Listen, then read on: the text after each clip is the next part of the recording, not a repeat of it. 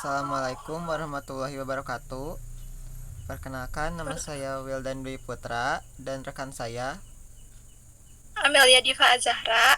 Di sini kami mau melakukan sedikit presentasi tentang analisis etika bisnis dan keberlanjutan, yaitu tentang kebocoran data Tokopedia tahun 2020.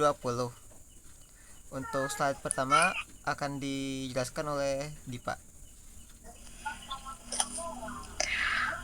Di slide pertama ini ada deskripsi khusus insiden kebocoran data. Jadi pada tahun 2020, Tokopedia mengalami kebocoran data yang cukup besar. Awalnya diketahui sekitar 15 juta akun bocor, tetapi kemudian jumlahnya meningkat menjadi sekitar 91 juta akun yang dijual di dark web. Jadi data yang bocor meliputi dari nama, email, nomor telepon, tanggal lahir, dan password yang sudah tertranskripsi. Jadi kasus ini menunjukkan bahwa keamanan data pelanggan sangat penting. Jika sistem keamanan perusahaan lemah, data pribadi pelanggan bisa disalahgunakan oleh pihak yang tidak bertanggung jawab.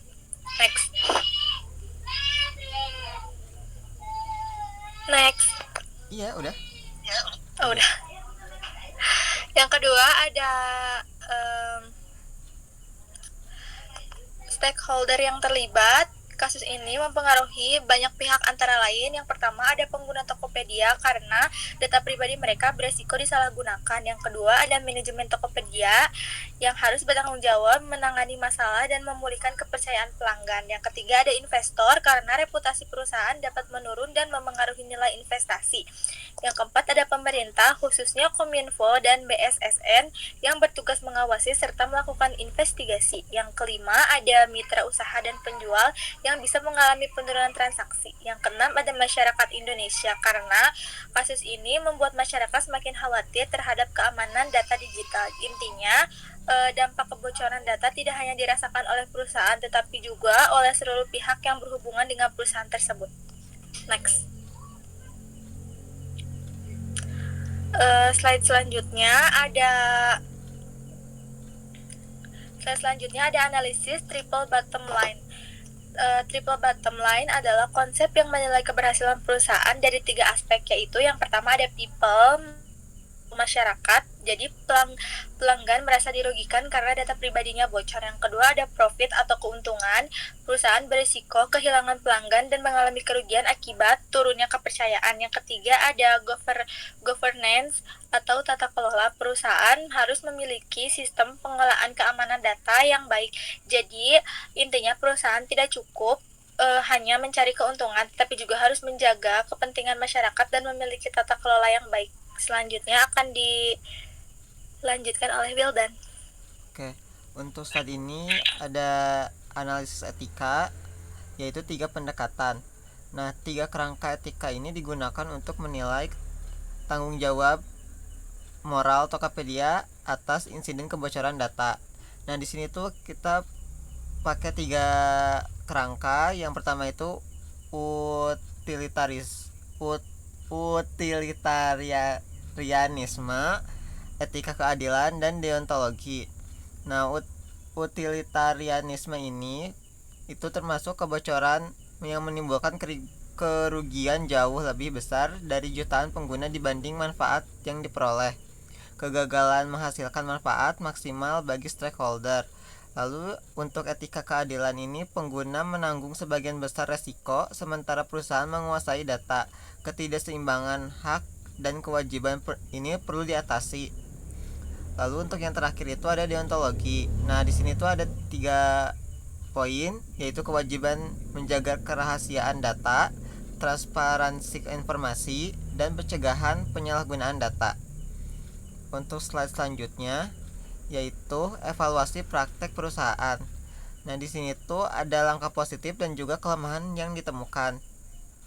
Ya, untuk bagian langkah positifnya itu meliputi yang pertama mengakui upaya pencurian data, lalu melakukan investigasi internal, lalu berkoordinasi dengan Kominfo dan BSSN, lalu mengimbau pengguna untuk ganti kata sandi, lalu yang terakhir itu meningkatkan sistem keamanan.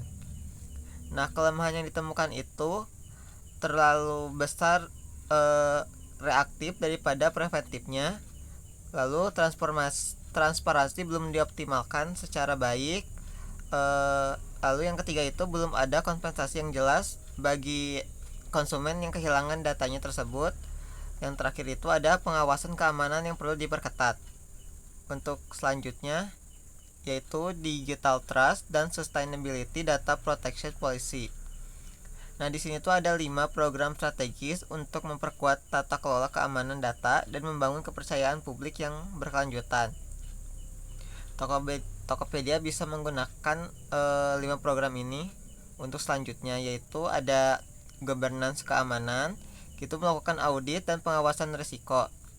Lalu yang kedua itu pelatihan wajib, pelatihan cyber tiap 6 bulan sekali untuk para pekerja di Tokopedia. Lalu yang ketiga itu ada Zero Trust, itu sertifikasi terlapis untuk semua akses. Yang terakhir itu ada transparansi kebocoran, pemberitahuan dalam 72 jam tersebut. Selanjutnya itu ada dampak terhadap permasalahan publik. Di sini tuh ada 3 dampak, yaitu jangka panjang, jangka pendek, dan juga jangka menengah. Untuk jangka pendek itu kita mengambil 3 poin, yaitu meningkatkan keamanan akun, mengurangi penyalahgunaan data, dan meningkatkan transparansi. Untuk jangka menengah, kita harus memenuhi kepercayaan masyarakat tumbuh, literasi digital meningkat, dan resiko kejahatan cyber menurun. Lalu untuk jangka panjangnya, ekosistem digital yang aman, pertumbuhan ekonomi digital nasional, dan daya saing teknologi Indonesia. Untuk kesimpulan, ini tuh ada Oh, boleh, silahkan. Eh, Jadi kesimpulan dari PPT ini yaitu jadi kasus kebocoran data Tokopedia menunjukkan bahwa perusahaan memiliki tanggung jawab moral untuk melindungi dari pelanggan. Dari sudut pandang etika bisnis, perusahaan harus bertingkat jujur, transparan, dan bertanggung jawab. Selain itu, perusahaan perlu meningkatkan sistem keamanan agar kepercayaan masyarakat tetap terjaga dan bisnis dapat berjalan dengan lancar secara berkelanjutan. Terima kasih. Saya kembalikan kepada moderator. Oke, mungkin itu saja yang bisa kami berdua sampaikan. Untuk kekurangannya kami mohon maaf. Assalamualaikum warahmatullahi wabarakatuh.